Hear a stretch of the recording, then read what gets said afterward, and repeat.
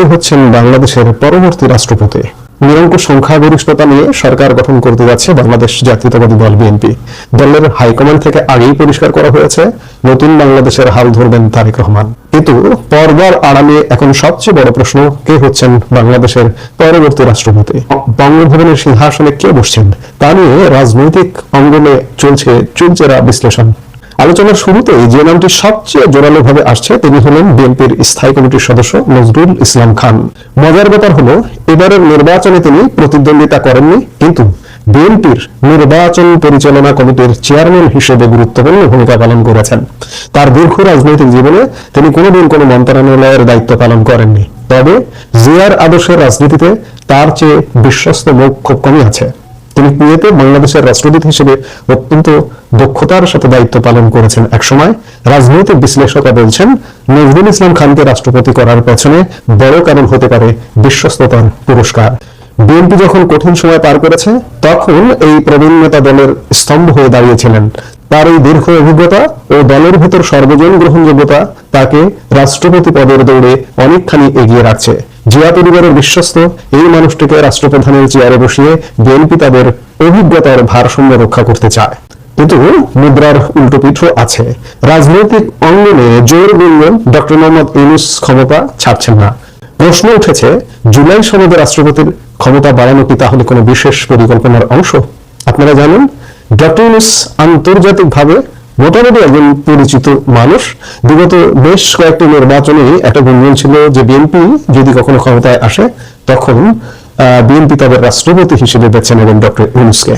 এমনকি বর্তমান অন্তর্বর্তীকালীন সরকারের প্রধান হিসেবে দায়িত্ব পালন করার পর তিনি এখন আরো নোবেল পুরস্কার তো আছে, আরো দেশটা কেমন চালিয়েছেন, ভালো না খারাপ সেটি বিবেচ্য বিষয় নয়, কিন্তু তিনি বাংলাদেশের সরকার প্রধান হিসেবে দায়িত্ব পালন করেছেন। ইতিমধ্যে বিশ্বব্যাপী তার পরিচয় গড়ে উঠেছে বাংলাদেশের সরকার প্রধান হিসেবে। সেই জায়গা থেকে সরকার প্রধান পরিচিত বাংলাদেশের, তাকে কি বিএনপি দায়িত্ব দেবেন? এখন আসা যাক রিস্ক ফ্যাক্টরে। বিএনপি কি দল বহির্ভূত কাউকে এমন শক্তিশালী রাষ্ট্রপতি পদে বসাবে, বিশেষ করে যখন জুলাই সনদে রাষ্ট্রপতির ক্ষমতা বাড়ানো হয়েছে? ডক্টর ইউনূসের পক্ষে কিছু কিছু মানুষ মনে করেন যে ডক্টর ইউনূসকে রাষ্ট্রপতি করা হলে আন্তর্জাতিক সম্প্রদায়ের কাছে সরকারের গ্রহণযোগ্যতা কয়েক গুণ বেড়ে যাবে। তবে ভিন্ন কথাও আছে। আজকে ডক্টর ইউনূসকে কোন আন্তর্জাতিক অঙ্গন চায় সেটিও খুব বিবেচনা করবার একটা বিষয় আছে। বিশেষ করে আমার সবচেয়ে নিকট প্রতিবেশী ভারতের সাথে ডক্টর ইউনূস কি খেলাটা খেললেন গত 1.5 বছরে। আজকে আমি গতকালকের একটা ভিডিওতে আলাপ করেছি যে বাংলাদেশের এই যে নির্বাচন, এই নির্বাচনটায় কার জয় কার পরাজয়, পশ্চিমারা জিতলো নাকি আমার নিকট প্রতিবেশী দেশ ভারত জিতলো? আমরা কিন্তু সব বিচার বিশ্লেষণে ভারতের জয় হবার সম্ভাবনাটাও কিন্তু দেখেছি। আজকে যদি বিএনপি ডক্টর ইউনূসকে রাষ্ট্রপ্রধান করে তাহলে ভারতের সাথে সম্পর্ক কিন্তু এই যে সম্পর্কের যে একটা শৈথিল্য, সম্পর্ক যে উষ্ণতার দিকে যাচ্ছে, এই উষ্ণতার দিকে যাওয়াটা কিন্তু বাধাগ্রস্ত হবে। সেই জায়গায় বিএনপি এই রিস্কটা নেবে কিনা এটি বিবেচ্য বিষয়। অন্যদিকে নিজ দলের বিশ্বস্ত মানুষদের বাদ দিয়ে ডক্টর মোহাম্মদ ইউনূসকে রাষ্ট্রপতি নির্বাচন করলে দলের ভেতরে প্রভাবশালী নেতাদের মধ্যে কিছুটা অসন্তোষ তৈরি হতে পারে।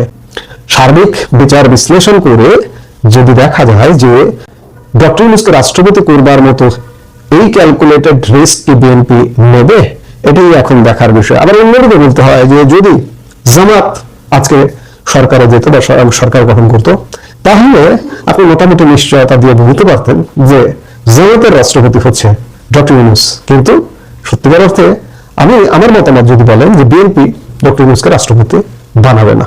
ফার্স্ট প্রায়োরিটিতে নজরুল ইসলাম খান, এর বাইরে আরো কিছু নাম আছে, আমরা সেগুলোর কথা বলছি পর্যায়ক্রমে। এই আলোচনায় শুধু দুইজনই নন, রাষ্ট্রপতি পদের তালিকায় আছেন বিএনপি মহাসচিব মির্জা ফখরুল ইসলাম আলমগীর এবং ডক্টর আব্দুল মঈন খান। মির্জা ফখরুল গত 1.5 দশকে রাজপথের লড়াইয়ে বিএনপির সবচেয়ে দৃশ্যমান মুখ। অন্যদিকে ডক্টর মঈন খানের সুদীর্ঘ রাজনৈতিক ও প্রশাসনিক ক্যারিয়ার তাকে